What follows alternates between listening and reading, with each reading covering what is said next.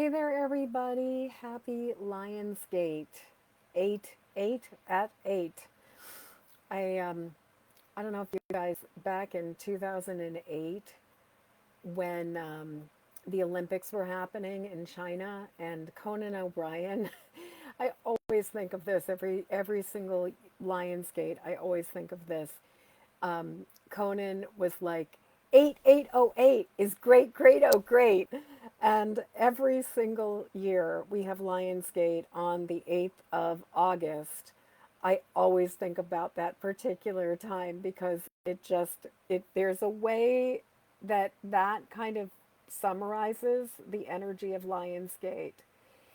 So, what is Lionsgate? Lionsgate is the time when, and it's called Lionsgate because the sun is in Leo, the energy is like, and the energy of Leo is at its absolute peak, as well as it's considered a portal. I'm just thinking, like, how much astrology do I know and can I share about this? Um, for some reason my brain is not putting all the like, and this is the reason why it's all happening. But Lionsgate is the idea of Lionsgate is that at this time of year a portal of possibility opens up. We have the opportunity to connect with our higher selves. We have the opportunity to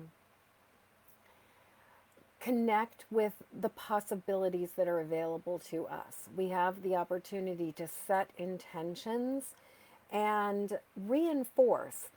Lionsgate, so August 1st and 2nd is a time of year where there are the Celtic holiday of Lunasa happens.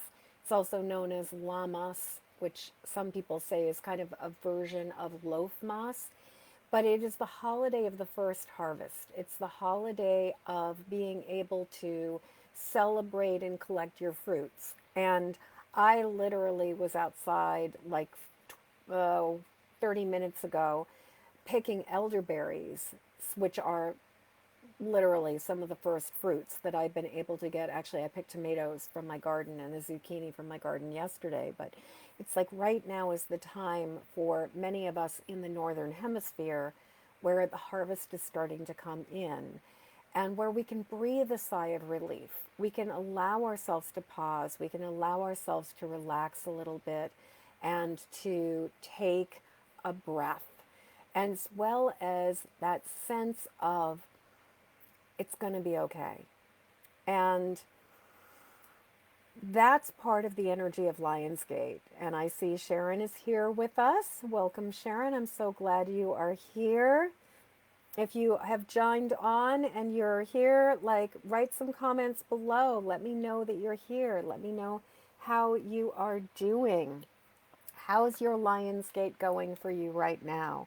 I'm also going to turn off my phone so that I don't get any surprise phone ringing and things like that. And I'm just going to also jump over to my other just look and see how we're doing. So, Lionsgate, as I was saying before, it is a time of possibility. It is a portal of fertility. It is a portal of abundance. It is a portal of accessing our truest nature, summoning and claiming who we are, and planting the seeds for the long term vision, the long term goal.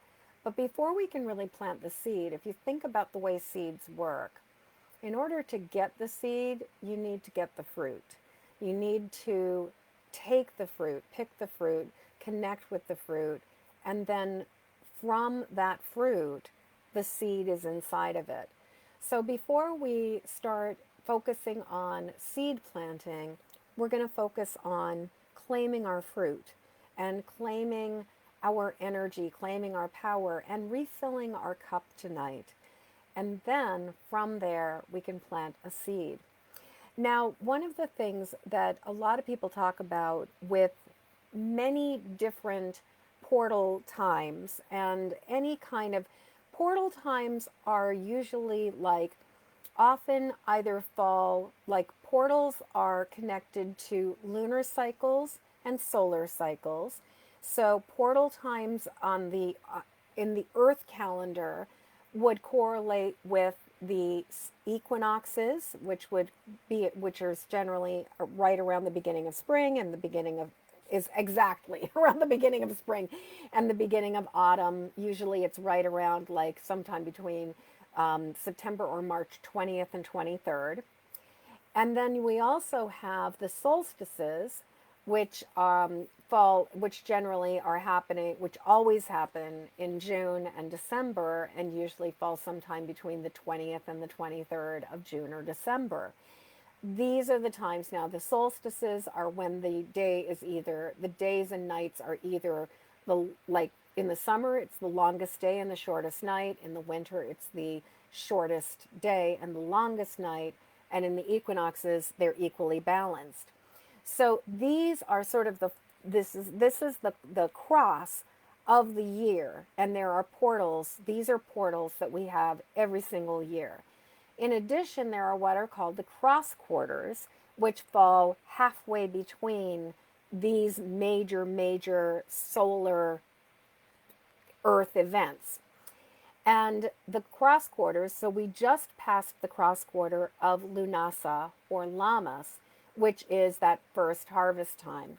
The next one that comes after this is going to be Halloween, also known as Samhain. And then after that, after winter solstice, is Imbolc or Candlemas or St. Bridget's Day.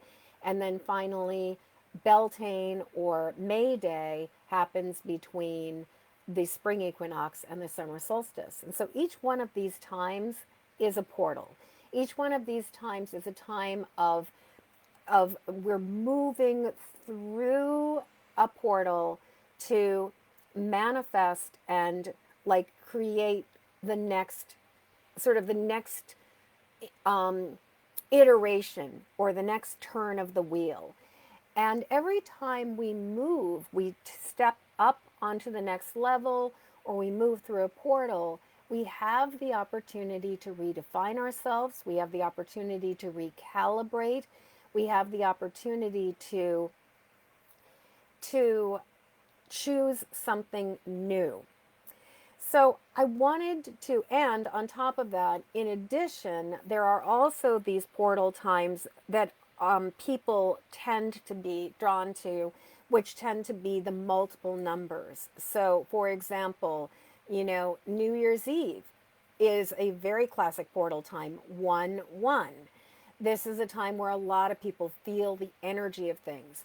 2-2 happens to be Candlemas or St. Bridget's Day or Imbolc, interestingly. 3-3, that's not one that I hear people talking a lot about. Then we've got 4-4, 5-5, 5-5, Cinco de Mayo. 6-6, again, not one that necessarily I hear people talking a lot about. 7-7, when we're talking about sevens, that's 777 is like an angelic number. 8-8 is absolutely one of the more well-known and popular ones these days with the Lionsgate. Then we've got 9-9, 10-10, and then 11-11 is another one that people get really excited about because you've got the 1-1-1-1. So when we have, and of course 12-12, and when you have years where all of the numbers add up, so like for example 8-8 in 1988 was 8888, 88, and as Conan said, 8808 is great, great, oh great, back in 2008. So whenever we have these times where the numbers are doubling up, so for example, the next really potent like numerological gate is going to be falling on, just thinking about it, it's going to be falling on March 3rd of 2033, where we're going to have 3333. So this is the kind of this idea of like the synchronicity, the as well as this the symmetry, the synergy of this particular time. Now, one of my clients, my mentees, raised a really interesting question earlier today, because a lot of times when you hear people talk about portal times, portal days, auspicious days, one of the principles is that the energy that you focus on during a time like this is the energy that you're going to amplify for the coming cycle, for the coming season. And some cycles, like the Lionsgate cycle, is going to be a year-long cycle. It's like the cycle starts at 8/8 this year and will complete and will come to the next level or the round of the spiral of Lionsgate in 8/8/25. So the thing is that this can be, for some people, this can be a little bit daunting, because the thing is, like, okay, so if I'm in a really great mood and I'm feeling the vibe and the high energy of Lionsgate and I'm all tuned in and I'm feeling fantastic about it, that's awesome. But what if you're having a lousy day? What if you are feeling overwhelmed? What if you are feeling stressed out? What if you're feeling like, oh my God, the energy is so much I don't even know what to do with it? So my mentee client asked the question. She was like, what happens? Like, she was having a difficult day today because there was a lot of energy for a lot of different reasons that she was processing. And she's like, does this mean that this is what I'm going to manifest? Does this mean that this is what I'm going to create? Does this mean that, like, I'm doomed to feel like all emotionally unstable for the next year? And my answer to her was no. My answer to her was, a portal time like Lionsgate is a time for planting the seeds. It's a time for intention. And so what we intend is what we work. And when we are just showing up and having, like, waking up and having a day, but not necessarily relating it to or connecting it to, this is my intention for the next year, then what I would say is, you're just having a day. It's not a reflection of what you're going to experience for the rest of the year. But if you're having a day and you know that it is a potent time, that it is a time of power, it's a portal time, it's a time of possibility, then what would it look like? Imagine if you were able to have a day, or like approach the way you feel with loving intention. So, like, for example, if you were having a difficult time, then maybe the intention you can set for Lionsgate is incredibly deep self-love and self-care and incredible, incredible kindness towards yourself. That is a way that we can approach it. Instead of just being like, oh my God, I'm doomed to have a difficult year. No, this does not set the precedent for the entire year, but it does give you the opportunity to really love yourself through this and to be super, super, super kind to yourself. So what I want to do with you guys, and I'm just, for some reason, my comments on the platform that I'm using, I'm running this from Google Chrome. I can see Sharon's comment, but I know that there are a few additional comments going on. Oh, lovely. So Trish is here. So glad you're here. And Chris is here. So glad you're here. Oh, and also seeing Mary Fran. Awesome. Oh, great. I'm just seeing all kinds of, Joni is here. Rice is here. Nikki is here. Yay! So good to see all of you guys here. I'm so glad you're part of today. I'm so glad you're part of today. Welcome to Lionsgate. So I'm curious. I'd love to see, like, maybe, like, smash the heart button for me or something. Or if you're having a difficult day, like, do the face. But I'd really like to hear, is anybody sort of like feeling the intensity of the energy and not exactly sure how to navigate it? Feeling like, wow, this is really intense. I feel like I am, yeah, I'm seeing a lot of hearts. So I'm imagining that there are a lot of people who are feeling a bit revved up. I'm imagining that you're feeling like the intensity of the energy of Lionsgate may be strong. Sometimes that can show up as feeling restless. Sometimes that can show up as a lot of mental activity. Sometimes that can show up as heart palpitations or feeling like you're plugged into an electric socket.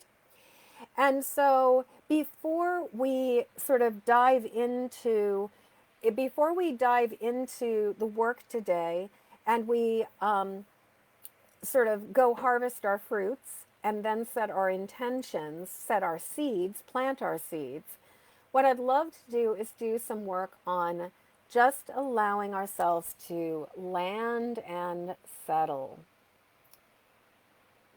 So just really giving yourself an opportunity to land and settle. And what I really love to do is whenever I am focusing on landing and settling, I like to really tune into gravity. Knowing that gravity is the umbilical cord that connects us to this earth.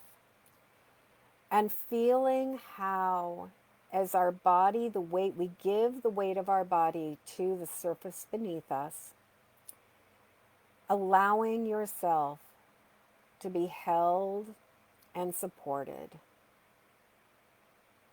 And just let your weight go. The earth cannot tell the difference between whether you're trying to hold your stomach in and stand up straight and tall and have it all together, or if you've just put the burden down.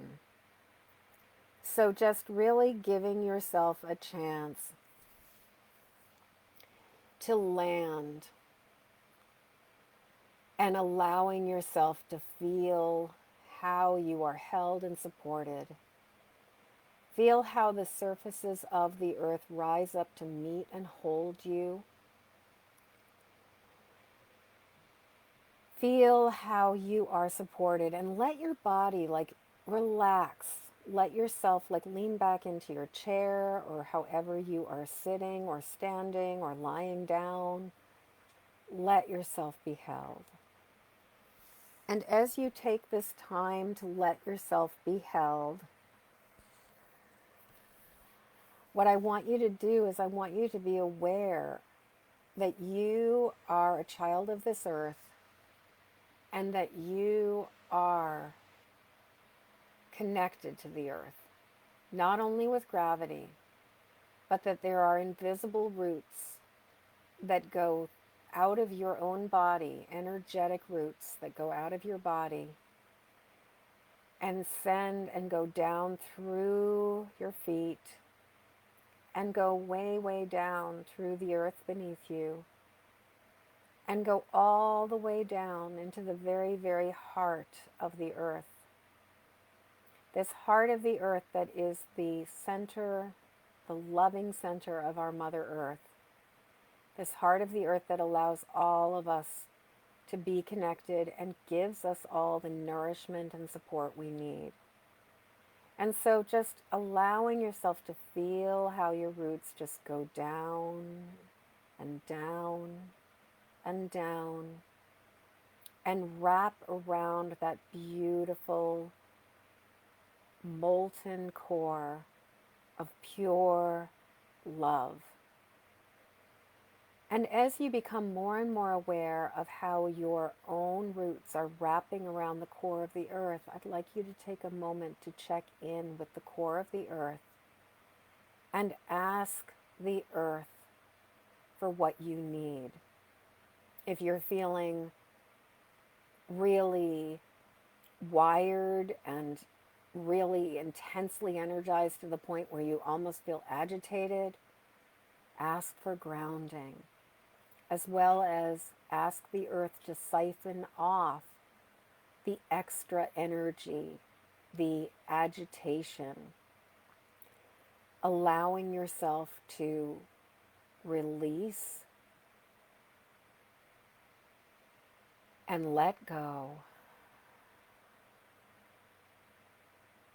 and feeling how that stable, strong, supportive, loving energy of the earth has got your back, has got your body, has got your feet, totally holding you and totally supporting you.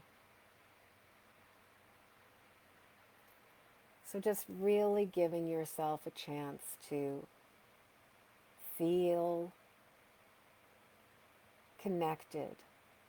And then what we're going to do is, once you've made that connection and you've asked for the support that you need, we're going to use our breath to draw the energy of the earth to us. And so I'm going to teach you a technique that all of my fairy godmother apprentices do with me every time we gather.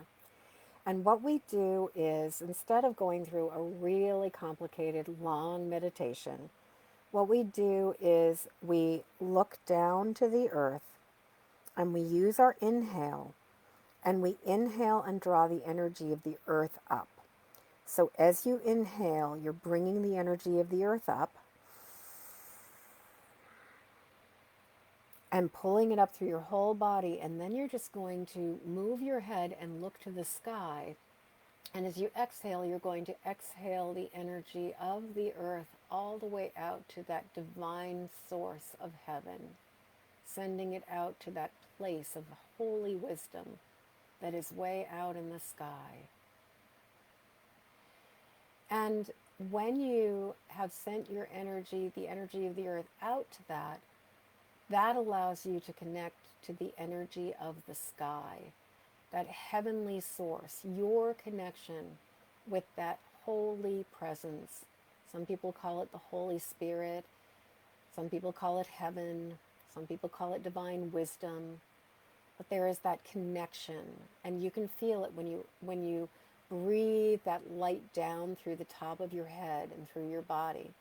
So right now we're going to use our inhale, and we're going to call that light and energy and wisdom down to us, breathing it down.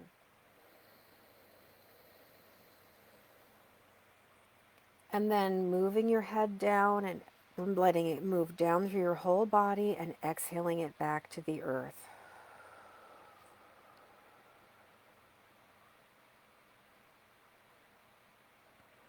Really letting yourself feel that connection. And again, we're going to breathe the energy of the earth up, inhaling it in and up. And we're going to exhale it to the sky. And then we're going to breathe the energy of the sky down again.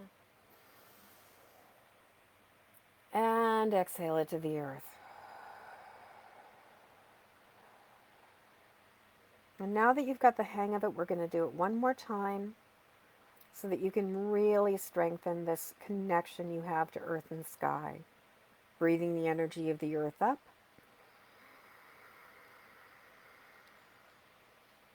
And exhaling it to the sky.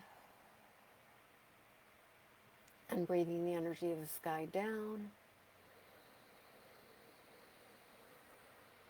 And exhaling it to the earth. Now looking straight ahead, feeling yourself in this column of light and energy. I want you to really let yourself breathe the energy of the earth up, and then exhale it in a circle of safe, sacred space all around you. And now breathing the energy of the sky down, and again breathing it in a circle of safe, sacred space all around you. Really giving yourself a chance to Breathe this energy, feeling yourself standing, sitting, being in this column of light and energy.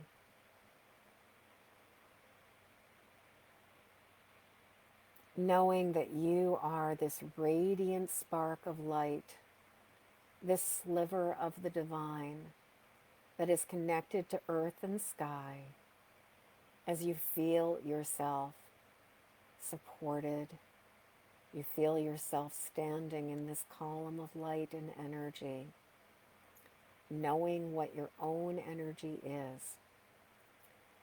And so what we're going to do right now is we're going to let ourselves be the ripe fruit.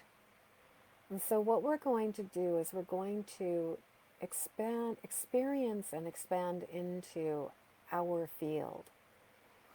But what I want you to do first is I just want you to, either with your eyes closed or open, I want you to just kind of look inside of yourself and find your spark, find your light, find your core, and just notice it.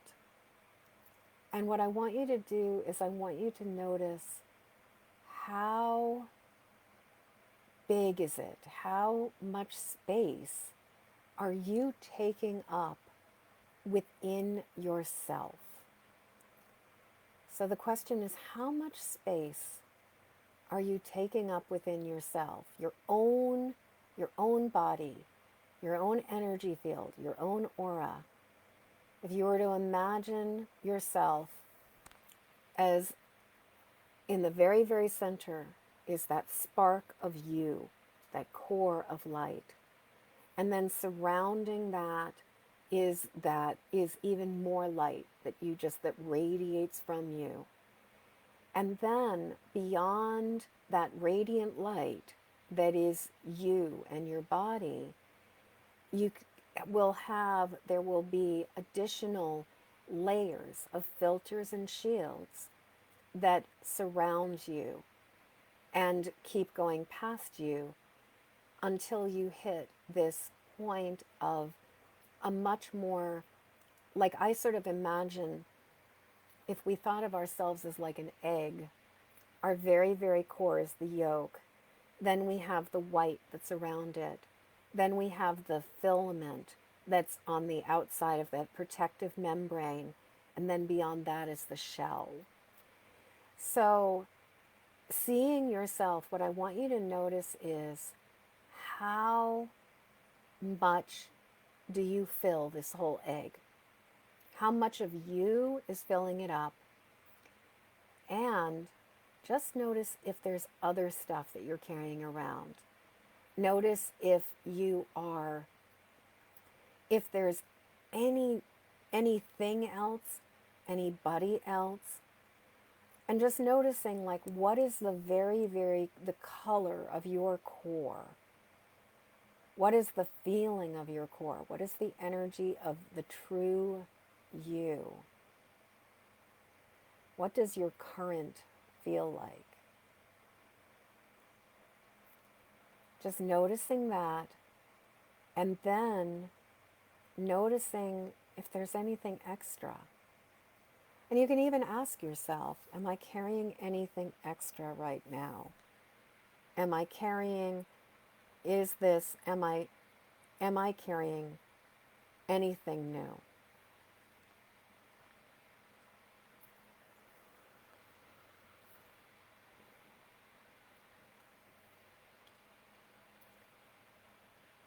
And just noticing what it is. And the thing that's so cool about inner wisdom is that you can achieve it or reach it in any way. And a lot of times, the first answer that comes to you is the right answer because you haven't had a chance to think about it. You haven't had a chance for your ego to get in the way. You haven't had a chance for your mind to second guess yourself. You just got the answer. So what I want you to do, if you're not getting an answer really quickly or really clearly, what I'd like you to do is just make up an answer. So I'm going to ask you, what is it what extra stuff is inside of your energy system, if there is any extra stuff. What are you carrying around? And so, for example, yesterday I led this with my fairy godmothers. We were doing new month intention setting. And we were just noticing what was the extra stuff. And I immediately became aware that I had this whole section inside of me that was related to social media. That was all of the shoulds and the influencing and the stuff that goes along with social media. And I was like, it was this sort of purple mass. And I could feel the pressure coming from it. I could feel the shoulds that were coming from it. And so I just started to identify and notice, like, what are the other things that are inside of my energy system? Now, when we have, a couple months ago, we did the dealing with cords masterclass, where we talked about recognizing what's ours, what's not ours, retrieving our own energy and sending people's energy back to them. In this particular case, we're doing this work in a different way. What we're doing is we're noticing within our own energy space, what is it that we're carrying around that does not feel like our frequency, that does not feel like the true nature of our current. But here's the thing. When it comes to true transformation, it is not about addition and subtraction. It's not about, I have to get rid of this thing, or I need to add something new. What it is about acknowledging the frequency that is going on within us and transmuting that frequency. Because all healing is self-healing. All healing is really about recognizing what frequency are we running in our own contained energy system that may look exactly like our bitchy boss or the mean thing that somebody told us when we were 5 years old. Except that what this is us getting activated and resonating with a frequency that is not necessarily aligned with our truest nature. But the energy itself is within us. The energy itself is ours to work with. And so instead of, I'm going to send this back to where it belongs, I'm going to let this go, I'm going to send it out to somebody else, what we're going to work with right now is we're going to work with being with our core and breathing into our core and letting that core expand as we use our breath and allowing it to transmute all of the extra stuff that does not resemble us. So what we're going to be working with is basically allowing ourselves to shift so that we are resonating at our truest frequency through our whole being. So I'll give you two metaphors, two examples of like a way to envision this or think about it. One way to think about it is that if we knew that we had a particular frequency and it was a particular color, imagine that you had a big body of water, like let's say you have a big swimming pool, and the pool has different kinds of colors in the water, but there's this one color that's the truest color. Or conversely, the clear water is you. And so you are standing at the edge of the pool and you are either, if you wanted one particular color, like you're adding dye into the pool and watching that dye spread through the entire thing until everything is uniform, everything is the same color. Or if there's a whole bunch of different things, different colors, another way to think about it would be that you have this solution that is your own energy, that, like bleach or like some kind of thing that dissolves things. Even if you were like, or if you like were putting salt into water and you're stirring it, everything dissolves. Everything becomes part of the solution. And pun intended, the solution and the solution. So that's one way to think about it, is this idea of that everything is getting assimilated back into your own energy field.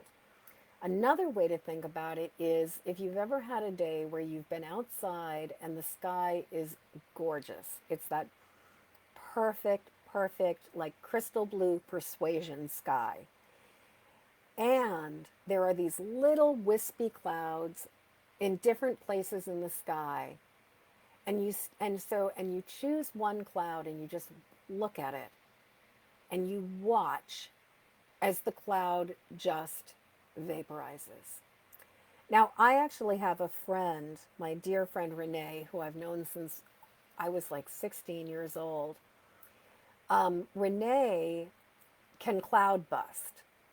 Renee, if you've ever read the book by Richard Bach, Illusions, which I highly recommend. It's one of the first magical training books I ever read. It's fictional, but it's not. In the story, Donald Shimoda, who is like the mentor and teacher of this other character in the book, I think it's Donald Shimoda. Anyway, he teaches him how to cloud bust. He teaches him how to vaporize clouds.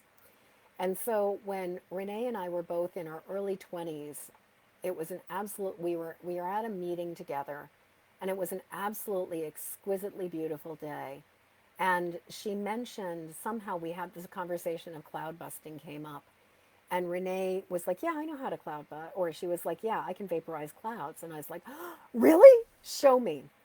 And so Renee, and I stood outside and she said, see that cloud? And she pointed out a really big fluffy cloud. It was not a little tiny cloud at all. She pointed up and she showed me this really big fluffy cloud. And then I watched the cloud completely vaporize. I watched the cloud disappear in front of my eyes within like less than a minute.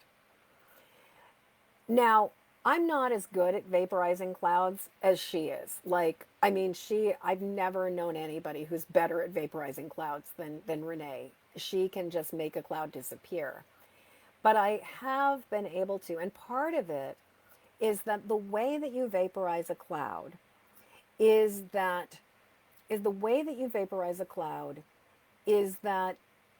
you need to be in this place of like complete relaxed surrender and with no attachment to whether the cloud is or is not, but simultaneously just ceasing to perceive the cloud. And there's this energy of there's no grasping, there's no clutching, there is no straining to vaporize the cloud, or the cloud will just stay right there. What it is this kind of like, I open my hands, I relax, and I surrender. And I offer this up to the divine. And I trust that what will be, will be.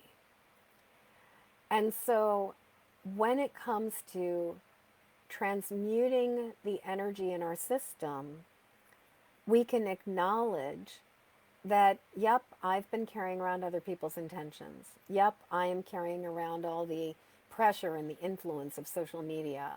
Yep, I am carrying around awareness of this friend of mine who is sick and scared. Any of these things, we can be aware of it. And then what we do is using this very relaxed, very I'm just floating in this. I'm just floating in this. And I'm just going to breathe. And I'm going to breathe into my core.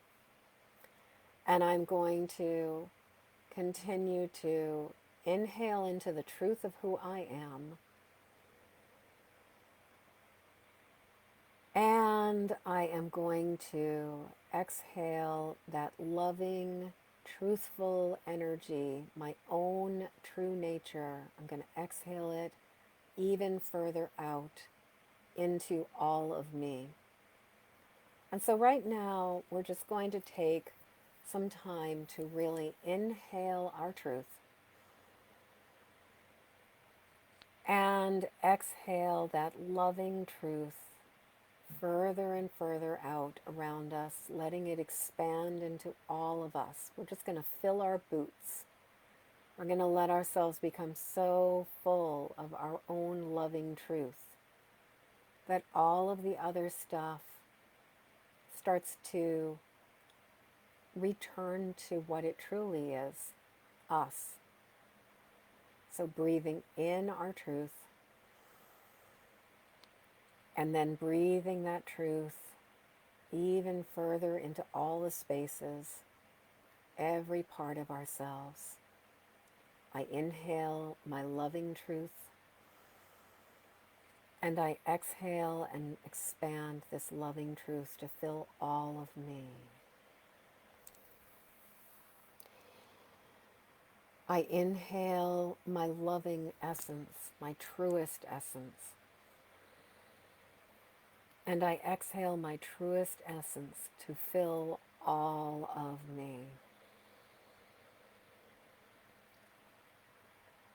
And now let's do some permissions work. So placing your hands over your heart, I give myself permission to be my truest self. I give myself permission to be full of myself. I give myself permission to take up every last bit of space that I inhabit. I give myself permission to claim all of my space. I give myself permission to claim all of my energy. I give myself permission to let all that is misaligned return to me as aligned and true. I breathe in my aligned true core, and I exhale my aligned true core to spread through my whole being. I give myself permission to take up all of my space. I give myself permission to expand into my entire vessel, my entire container.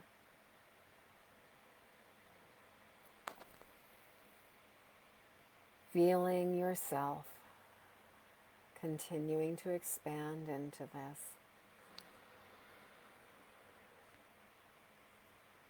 Letting yourself be full.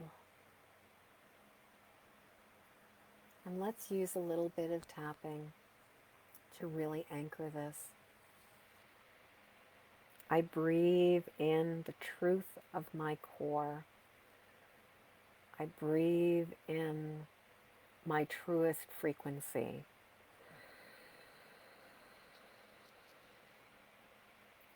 And I breathe and I breathe this energy out and expand it to fill all of my space. I breathe in my truest nature, and I send this true nature out to every corner of myself. I claim the truth of who I am, and I breathe myself into the wholeness of me.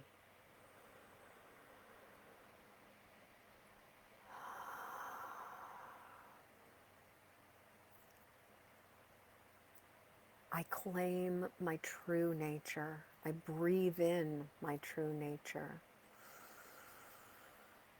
And I exhale and expand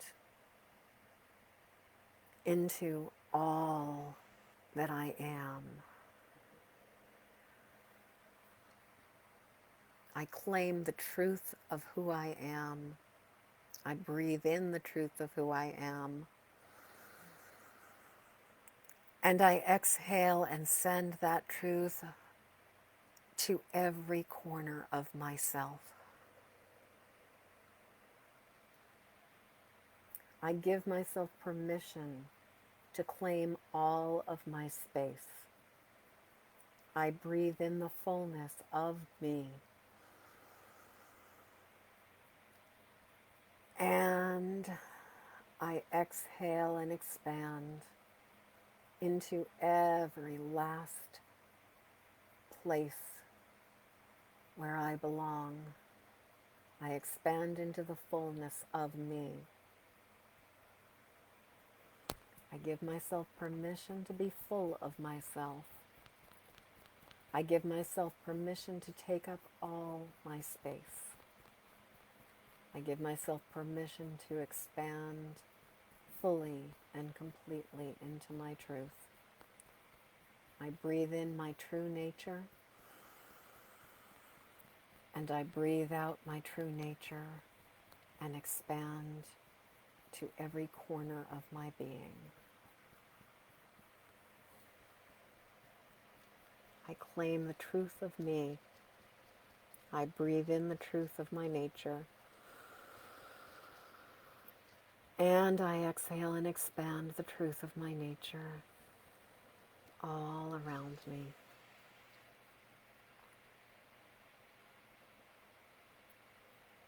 Let's take in another deep breath.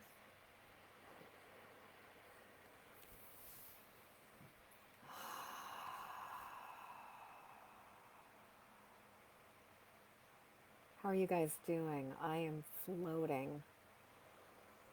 I just feel so loose, so flowy, and so effervescent and light, like filled with light right now.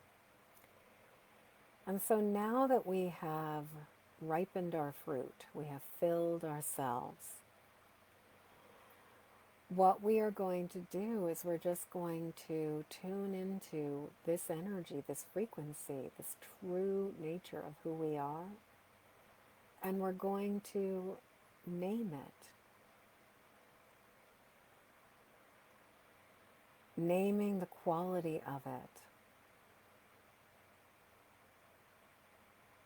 The words that come to my mind for my own energy right now is the potent current of soft, loving stillness.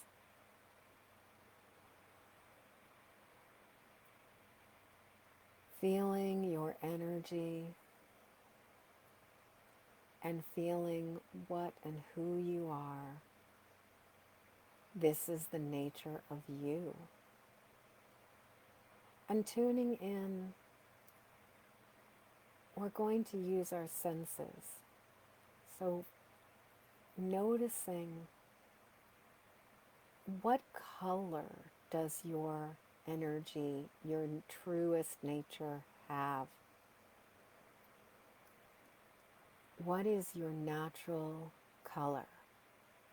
Maybe there's more than one color.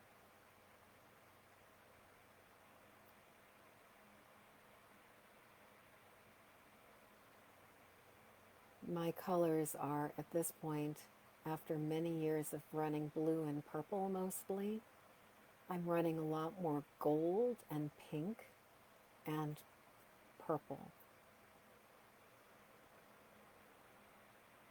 And at the very core, there's just this goldenness to me.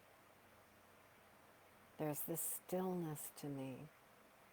There's this ease to me. There's this paced, comfortable pacing, this deliberate, languid quality.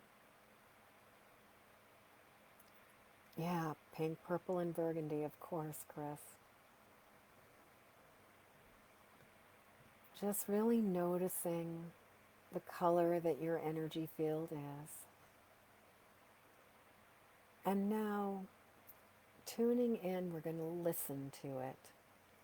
And it may be that you have been experiencing the sound of frequencies in your ears. A lot of us have. Some people call it tinnitus, but I would actually say that it is the energy that what we are hearing is our own elevated or elevating ascending frequency. So I'm going to stop talking in a second, and we're just going to take about 30 seconds or so, and we're going to be listening to our own frequency.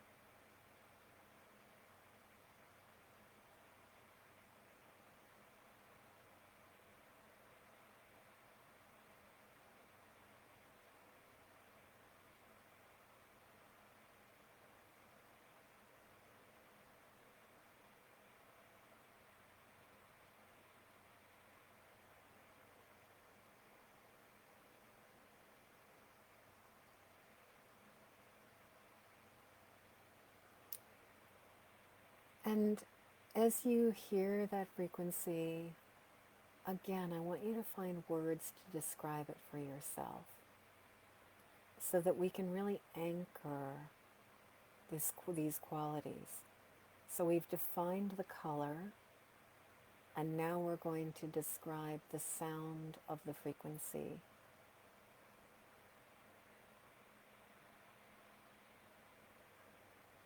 And the words that I heard is warm, sunny,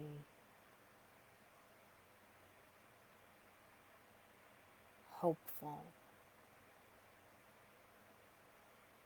trusting.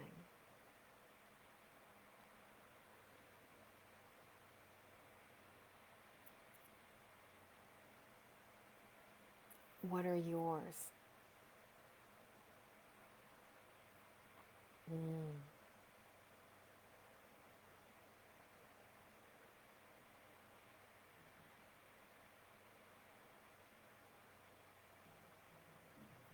And from the sound, we move to the scent. If your frequency, if your energy, if your core, if you knew what the fragrance was,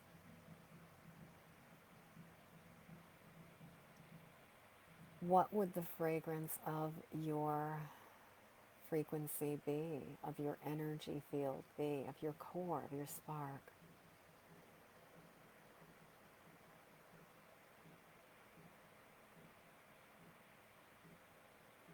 Mine,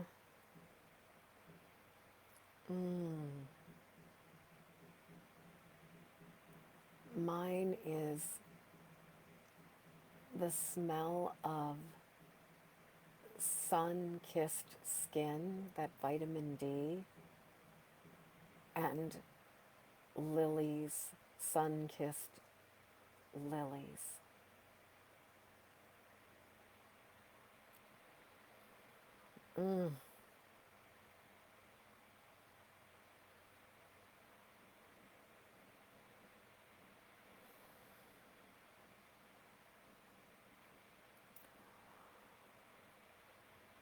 I can feel everybody calling themselves home. I can feel you guys finding yourselves.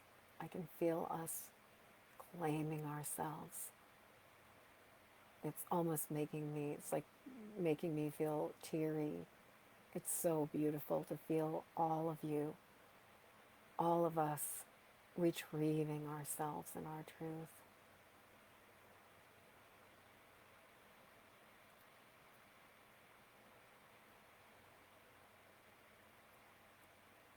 And if you could taste the energy, your core energy, taking a moment to tune into almost like that phantom taste in your mouth.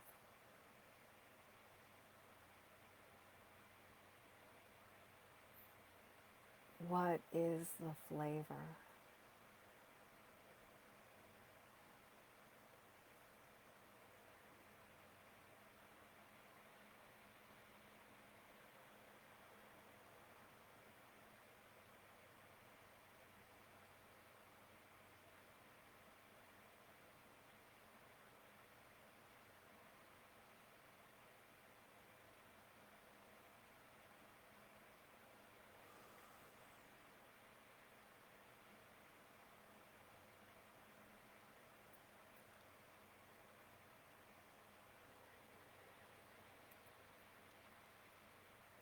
The flavor I'm getting is this lemony, soft vanilla, melony, like watermelony, cool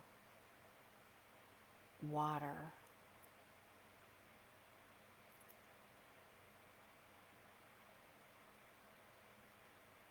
What's yours?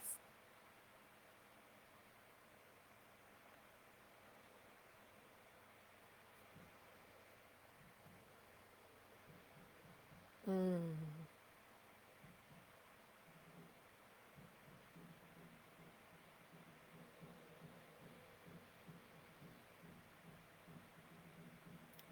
And if you're noticing or seeing the comments, it's just absolutely incredible how every one of us has these exquisitely beautiful descriptions of our colors, of our sounds, of our sense, of our taste. It's like each of us has a different frequency, a different flavor. And that's the thing that is so exquisite about being on this earth, is that we are all one, and at the same time we are all unique.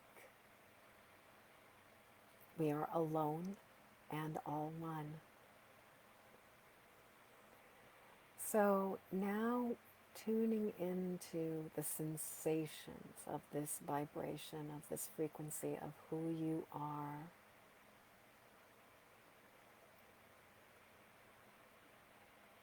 Feeling yourself. What kind of speed, like how fast or slow are you revving? Are you moving? What is the vibration like?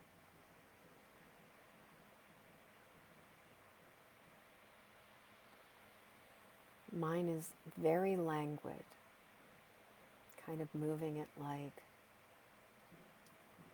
5 miles an hour, maybe even slower at times, maybe a mile an hour. And just gently luffing in the breeze, like when there's just that perfect soft breeze and you can just watch like the sail of a boat just kind of fluttering very, very gently. That's the speed at which my energy is moving. How fast are you moving?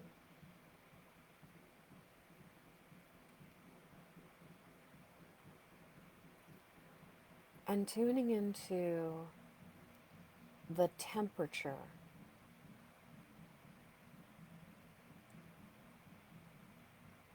Feeling the temperature of your own frequency.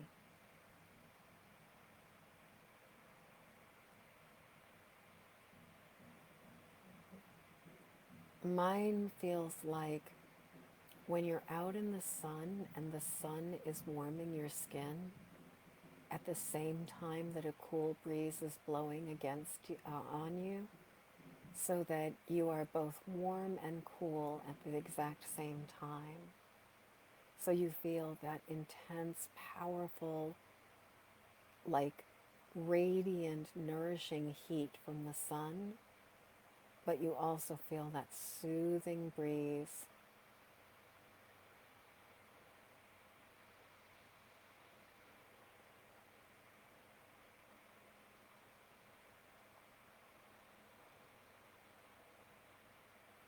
Really feeling yourself.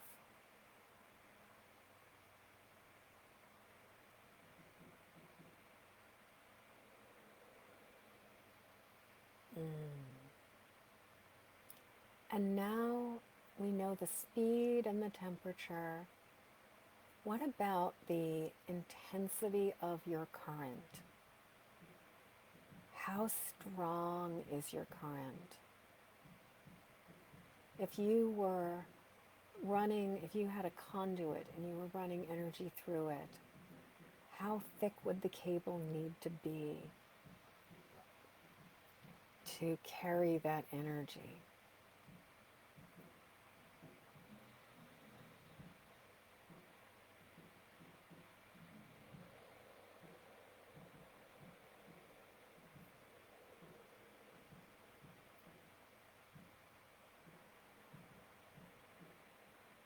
I can feel it in my hands and in my whole body. It feels like this very powerful, potent, strong electrical current, but it's incredibly homogenized. It's very modulated.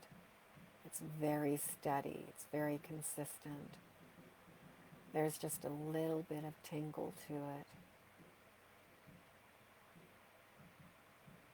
And it is powerful.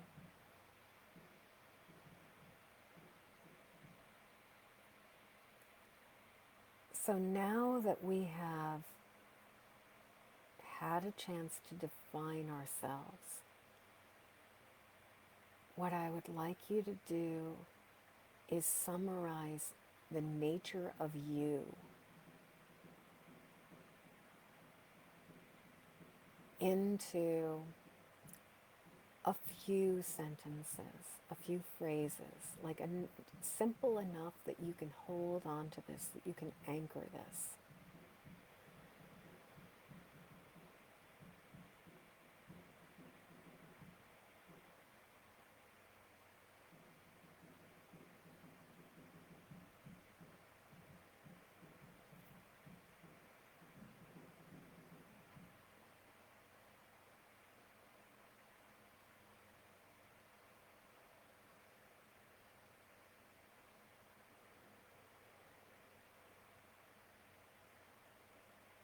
And the words that come to my mind for myself is loving, languid, light, and ease. Gentle, loving, languid,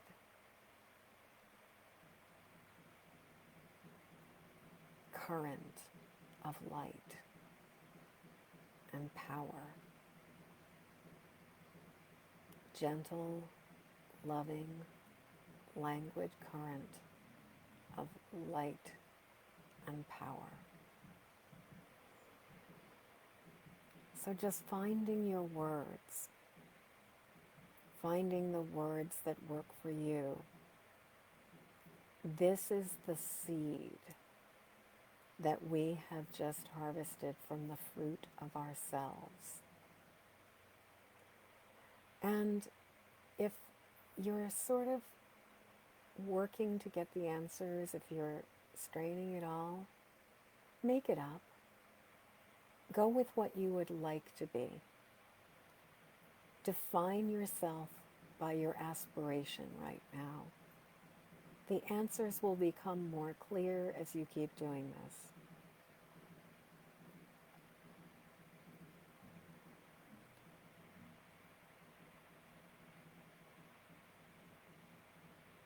And if you feel, yes, feminine power, rest.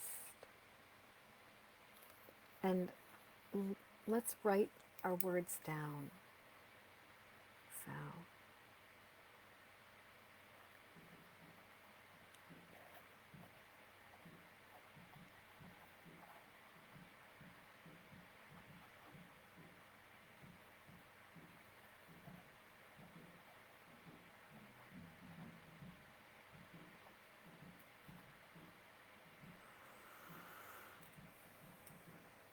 and you can type them into the chat to anchor them and claim them even more. Mine again being powerful. I'm going to type it. Powerful, loving, languid current of light and ease.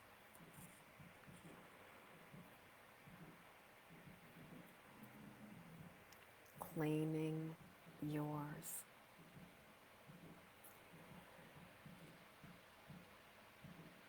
And now what we're going to do is we are going to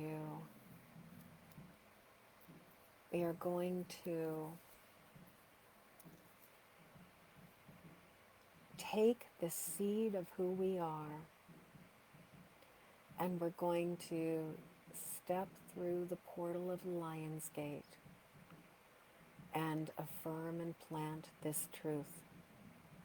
Affirm and plant this seed. So closing your eyes, feeling the light that you are, the current you are, and breathing the energy of all of you, just breathing into yourself and breathing out around you, letting your own light expand, letting your own energy expand, and extending it out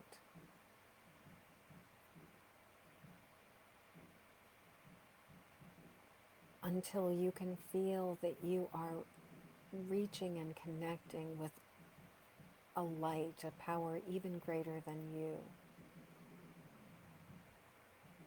And seeing a portal of light, a portal of energy, that exquisite, powerful 8-8 gate, that Lion's Gate, letting yourself approach it, and with intention, stepping through that Lion's Gate into a place where who you are, what you are, is so true, is so strong, is reinforced. This is who I am. This is what I am. And I want you to say out loud, if you're in a place where you can,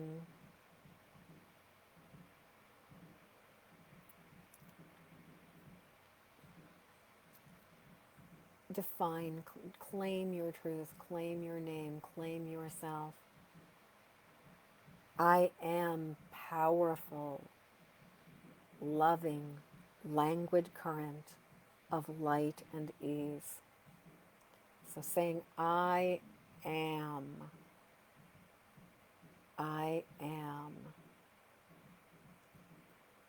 stepping through the portal and standing on the other side of the Lion's Gate in this world where it is safe to be you, where it is easy to be you, where being you is aligned with this universe. I am.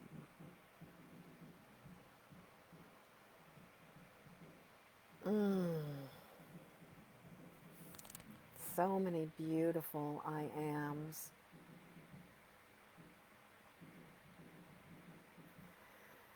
I am a powerful, loving, languid current of light and ease. I am creative, joyful, elf fairy, radiating warm and soft love. I'm a current of calm safety and exuberant, naked, swimming joy. I am kind, creative, joyful, childlike wonder and imagination. I am one who walks between intensities. I am life, love, happiness, and joy. I am a warm, teary-eyed, emotional lover reaching for home. I am feminine power and rest.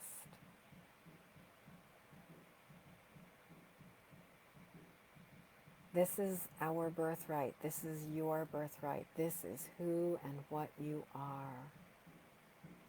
I give myself, so let's really claim it. I give myself permission to claim this truth. I give myself permission to be who I am. I give myself permission to be powerful, loving, languid current of light and ease. I give myself permission to be kind, creative, joyful, childlike wonder and imagination. I give myself permission to be feminine power and rest. I give myself permission to be creative, joyful, elf fairy, radiating warm and soft love, current of calm safety and exuberant, naked, swimming joy. I give myself permission to be one who walks between intensities. I give myself permission to be life, love, happiness, joy. I give myself permission to be the warm, teary-eyed, emotional lover reaching for home. I give myself permission to be the glow that fills the darkness and brings joy, safety, and freedom to all beings. I am this and so much more. I am this and so much more. I am aligned with my true nature. I give myself permission to be my true nature.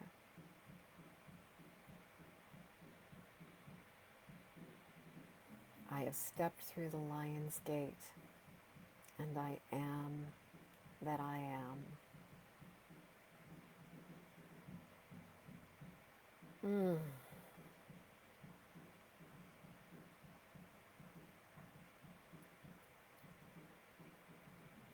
So, my friend Raphael, who may or may not still be here, who was watching for a while, shared a reel with me the other day about anchoring our affirmations by literally walking through portals.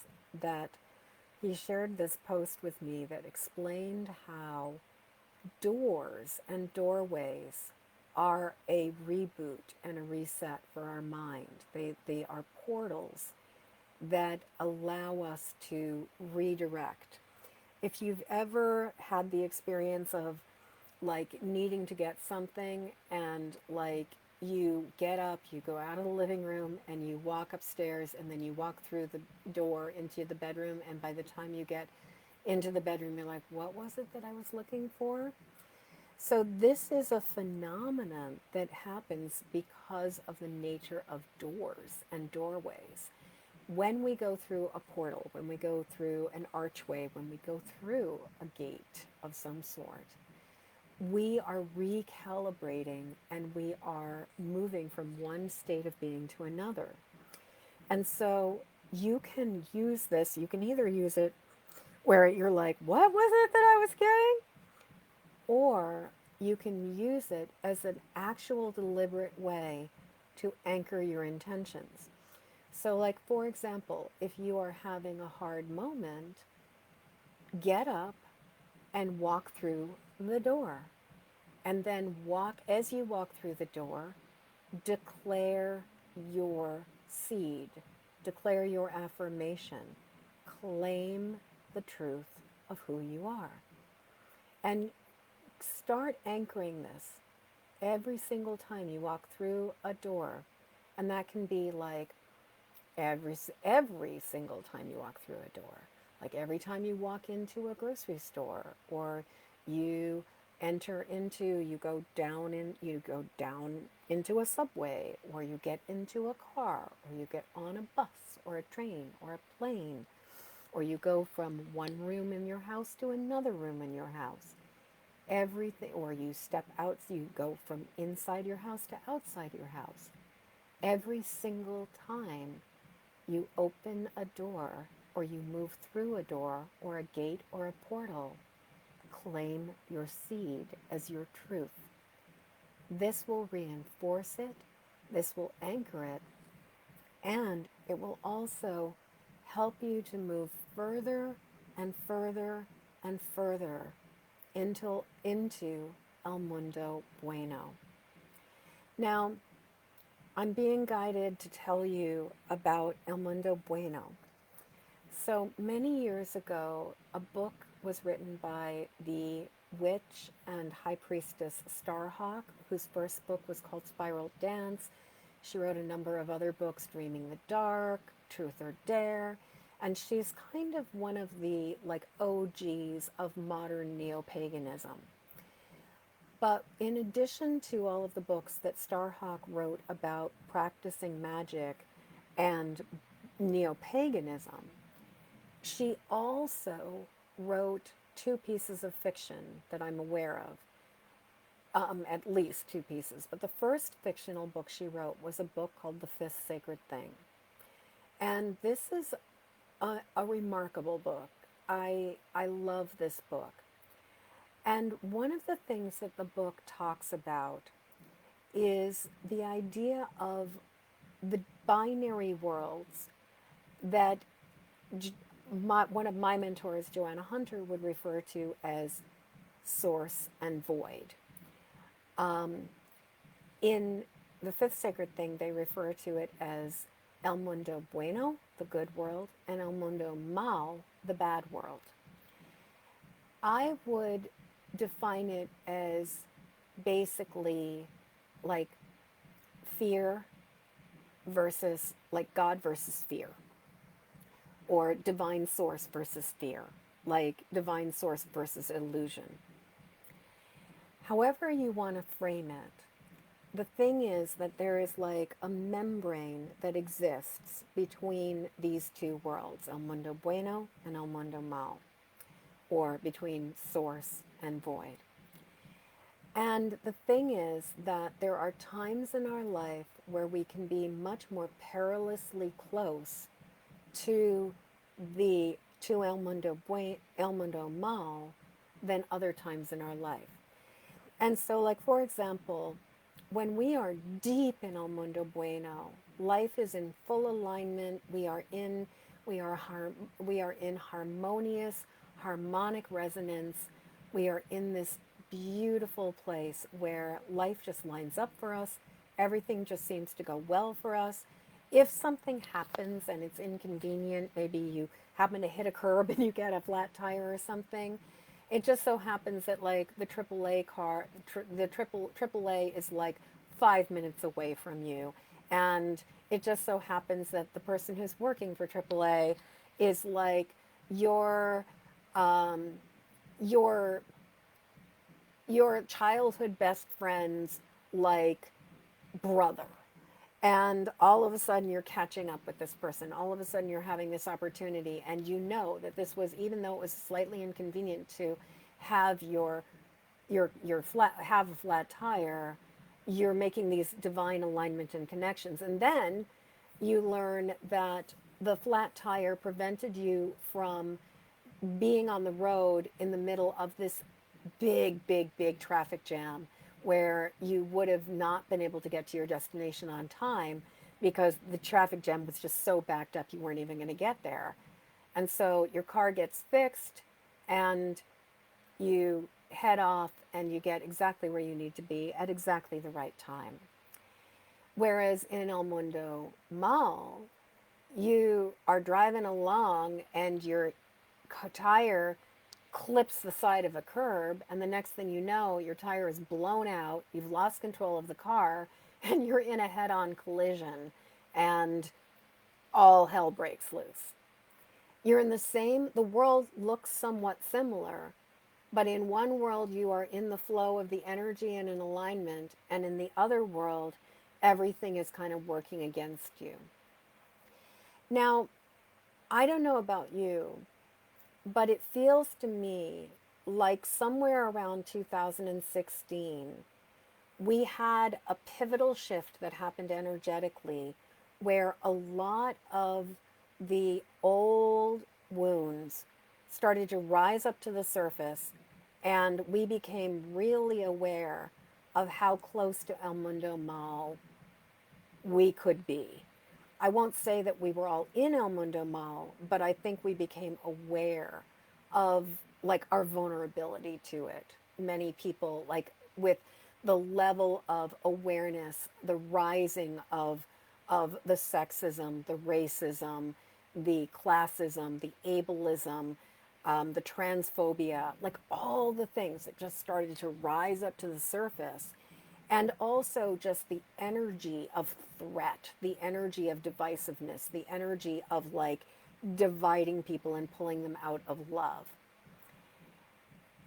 It feels to me like we've been going through this 8-year cycle where a great deal of energy, like where things kind of went sort of a little cattywampus and went a little sideways, and we were sort of feeling that membrane between El Mundo Bueno and El Mundo Mal more strongly than ordinarily. Very recently, with the full moon in July, the energy, almost everybody I'm talking to has acknowledged this. It feels like the energy has shifted again.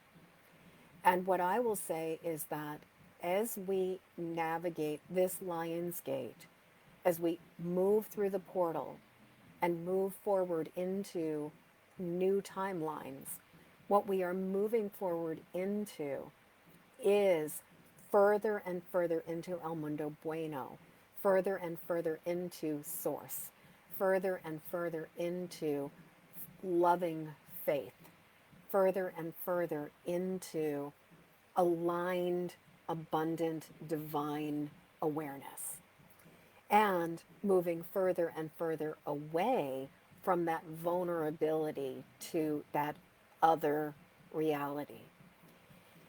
So every single time you move through a portal and you affirm yourself, you are carrying yourself further and further into the good world, into divine source, into sacred aligned awareness, and further away from that vulnerability. Because the thing is, we're not getting rid of the fear. What we are doing is we are recalibrating and re-vibrating, redefining the energy so that it is filling all the space with grace and love. So we just did an amazingly powerful piece of work this evening. And I am so grateful that all of you guys were here to join me and to be part of this, because it feels like the more of us that do this, the more we can birth the new world and bring a world where love guides us, not division, where kindness and generosity is the foundation of all other things, and where that deep, abiding sense of freedom and trust and grace and loving kindness is what it's all about. So, thank you guys for being part of this with me tonight.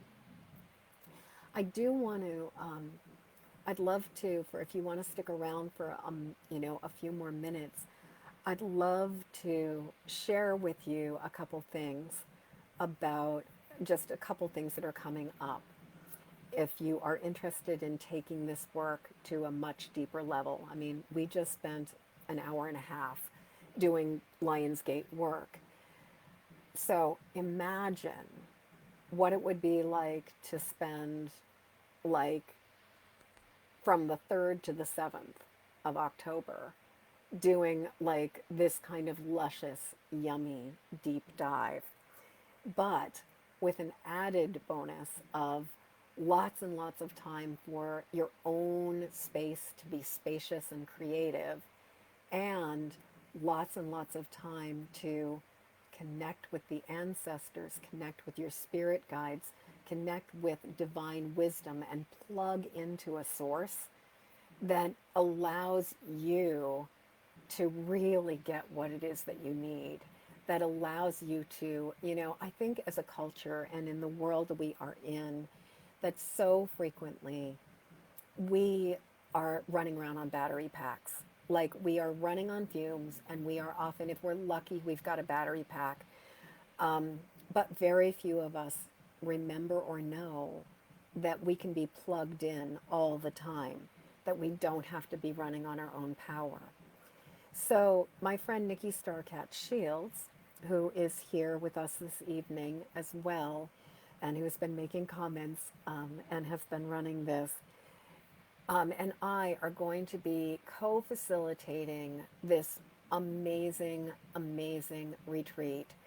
And I'll tell you that my side of the retreat came through because last year my ancestors told me I had to do a weekend-long ancestral healing workshop called Ancestral Intercession.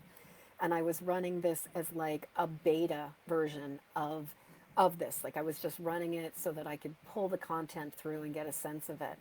And at the end of it, one ancestor in particular, my grandfather Merrill, was like, hey, and well as all of the ancestors, but my grandfather Merrill was particularly talkative with me. But at the end of it, they were like, you need to do this again. This is the work. This is what we want you to be doing. We love it when you do this.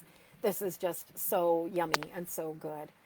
And so Nikki and I started talking like about a week or so later, about the idea of co-facilitating this retreat, live retreat, where we would have an opportunity to combine lots of space for creative expression and writing and reflection and self-care with doing these deep, deep dives into connecting with our ancestors, more connecting with our wise and well ancestors, connecting with our ancestors' hopes and dreams, but also connecting with that infinite divine wisdom, with that infinite spark.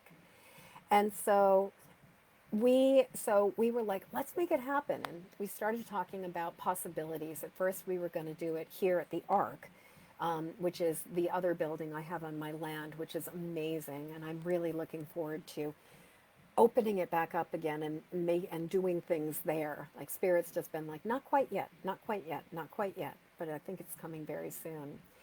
And then we just started looking around, and I got this flash to look at this place called Pineland, which is fairly close to me, and they have these like different like cottages and farmhouses that you can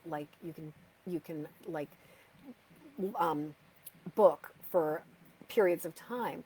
And it just so happened that one of the farmhouses is called the Merrill Farmhouse.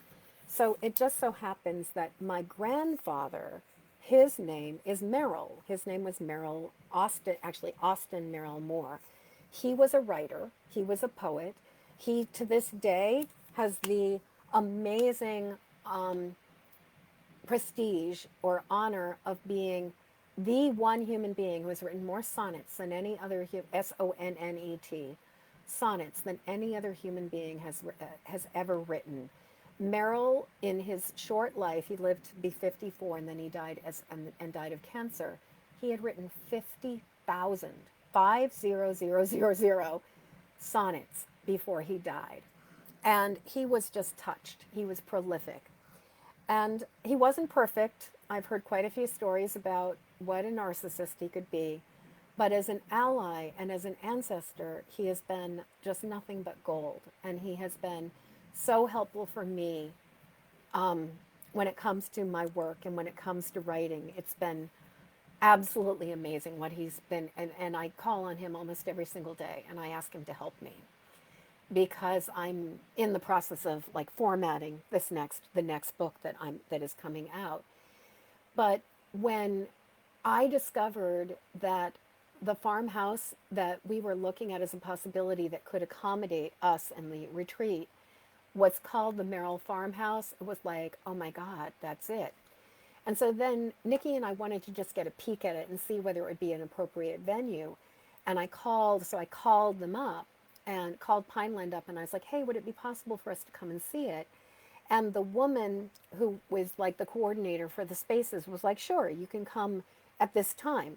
And it just so happened that like Nikki had time available, Matt, her husband, who's our chef, had time available, and I had time available, and this woman had time all at the same time. So we went and we looked at it and we were like, oh my God, this is absolutely perfect. It's like this beautiful, beautiful replica of a colonial farmhouse, but that was built in 2020 with all the amenities. It's got like 6 bathrooms. It's handicap accessible. It's just remarkable. And the woman, but what was really interesting was that the woman, when we came in and we looked it over and we saw it, the woman was like, I never do this. She's like, nobody ever bothers to come and check the place out. It's like they just book it, and that's just how it is. This is really unusual. And it just, again, and it also was like the date that we were thinking about running it, which happens to be October 3rd to October 7th, 2024, so coming right up. The date that is happening to be also just happened to be available when this place books out like a year in advance or more, like well in advance. It was like one of the very few dates that was even available on the calendar. And just it all fell into place. Like it just felt like so absolutely divine. Oh my goodness. Oh my goodness. So Rachel is just saying that and Nikki's middle name is Merrill because that's a family name for her. And then also I'm seeing Rachel is also has the name Merrill in her family line. So it just feels like there's this energy of Merrills that are all converging. And I want to say that in addition to this time for us to go and fill our cup, for us to go and get our needs met, where we don't have to do the cooking, we don't have to do the cleaning, Matt's going to do the cooking, which there's something really powerful about being mostly women and having this amazing like consort who just is like, my goddesses, how can I serve you? How can I feed you? How can I nourish you? There's something so nourishing about that. Like Matt is like absolutely fantastic, fantastic chef as well. Oh my goodness! And Kendall's writing. Her grandfather Austin, died of bone cancer in his 50s. Yeah, yeah. Merrill had, I believe, oh God, now I'm like, was it skin cancer? I just know it was cancer. I'm trying to recall what specifically the kind of cancer he had. But now it's like escaping me. But this is just so amazing. Like all the synchronicities, how our ancestors bring us together. So the other thing that I'm sensing about this retreat, and I'm really feeling, is that in addition to all of the things that we get from it, this is also about coming together as a group of magical people and pushing ourselves, or not pushing ourselves, languidly, gracefully dancing further into El Mundo Bueno. There's no mistake that this particular retreat is going to be happening literally a month before the presidential elections of the United States. And I think that no matter where somebody falls on the political spectrum, everybody will agree. We might have different opinions about what the outcome should be, but everybody will agree that this is one of the most significant and pivotal elections that has ever happened in our entire life. And so, in addition to all of the like just nourishing, nurturing, as connecting to divine wisdom, getting like just taking this luscious, luscious time for ourselves, I also see that by doing this work for ourselves, we do what in EFT is called borrowed benefits, where we amplify the energy and we seed it into the world and we reinforce it and we allow our own self care to nourish the best possible outcome.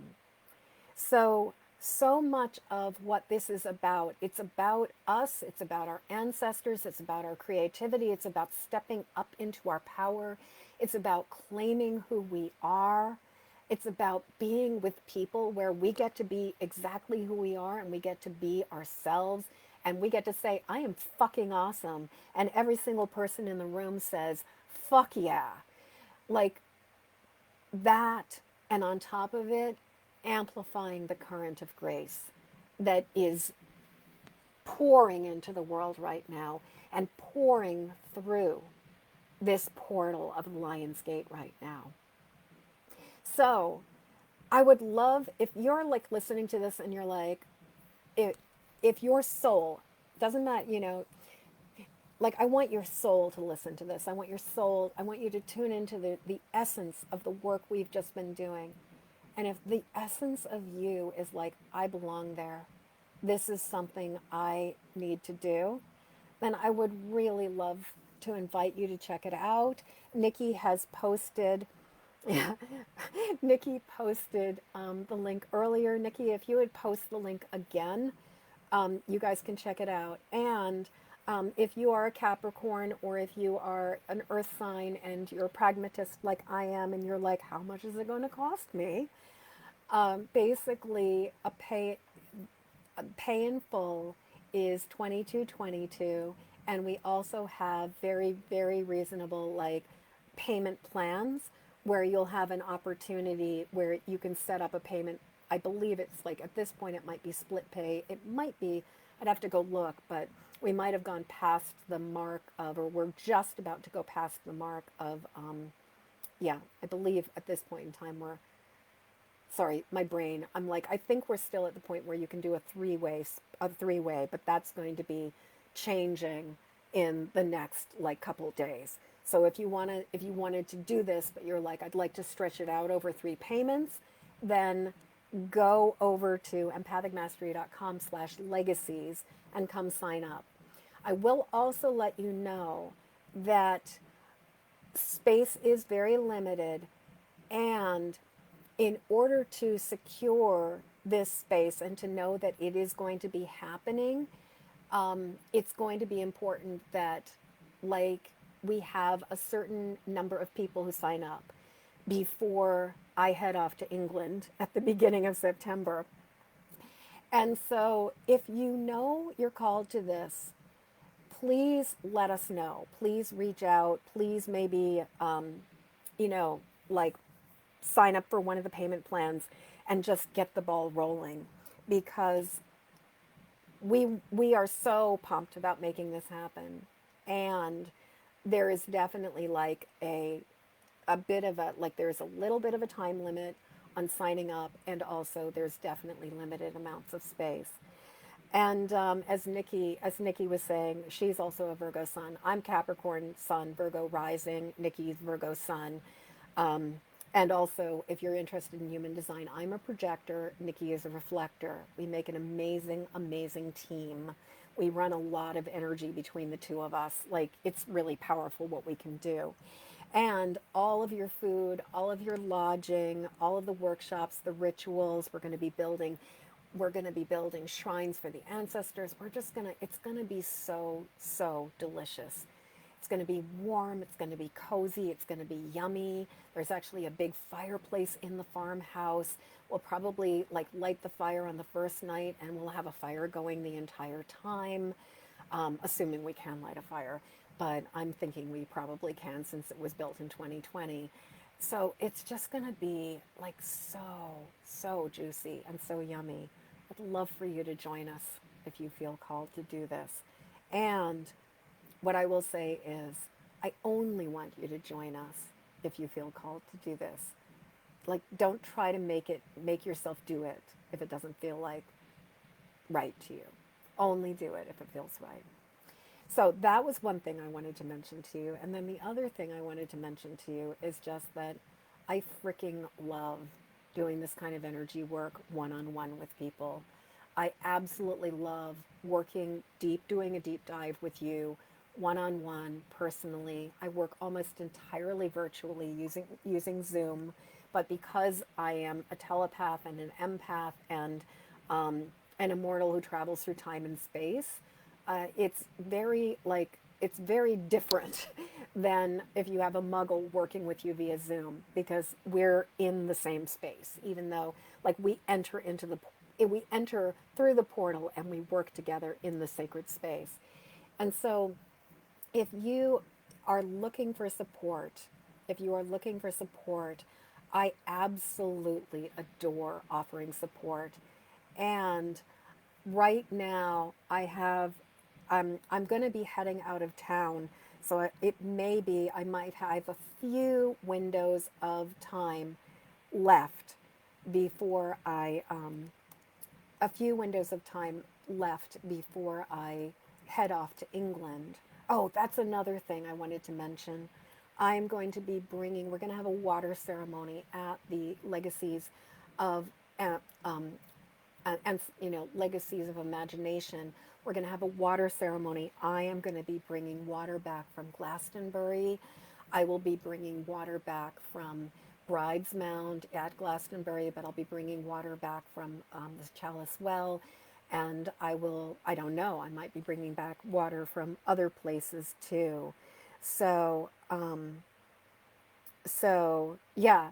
So we're going to be having water. We'll have a water ceremony, a sacred water ceremony, where we're going to be merging our waters, and then everybody will take the merged waters back home with them. So that's another thing we'll be doing. So we'll have like an eternal flame the whole week, or the whole like long weekend. We arrive on Thursday night, we work Friday, Saturday, Sunday, and then we have breakfast, like brunch, and then people will be heading out like 10:30, 11ish on Monday morning. But we'll also be bending time, and so I guarantee you, like it will feel like you spent a month with us, because we're going to be outside of time and space. So there's all of that. And like I said, I absolutely love, love, love, love to do this work one on one. It makes me so happy. It brings me so, so much joy. And so I just really want to invite you, if you feel so called, to come on over and sign up for some time with me. So, oh, great. Kendall is saying she will reach out in the next day or two. That sounds wonderful, Kendall. It would be so great to connect with you and to work with you in whatever way. So I just dropped the link for working directly with me if you're interested in some fairy godmother magic and support. And I do have a very, very limited number of sessions that are basically like if you're strapped, like offerings to the priestess are graciously accepted, pay what you can. I mean, there is a bottom line amount, just so that I'm not just completely depleted. Um, and I have a couple of those that I make available every single month for people when they're feeling like I need to do this work. So I wanted to mention that to you guys. thank you all for sticking around and listening to the infomercial at the end of all of this. Hopefully, it didn't feel like an infomercial because I know I am so excited about Legacies of Imagination, and I know Nikki is too. And we would love for you to join us. And I'd love to work with you if your soul is saying, yeah, this is somebody who can help me. That's pretty much everything I've got. We have had, this has just been so delicious, so divine. I, all of you, you are exquisite. You are beloved, beloved children of the divine. You are here to do good work on this planet. You are here for a reason. You are here at a time where you are so needed, but also where your joy is just like, that's what we need even more than the worry, the concern, the strain. Like now it is time for us to dance into this new aeon with delight and joy. So thank you for coming through the portal with me. Thank you for being part of this amazing evening. I can feel it. Like I am like, oh, thank you, God.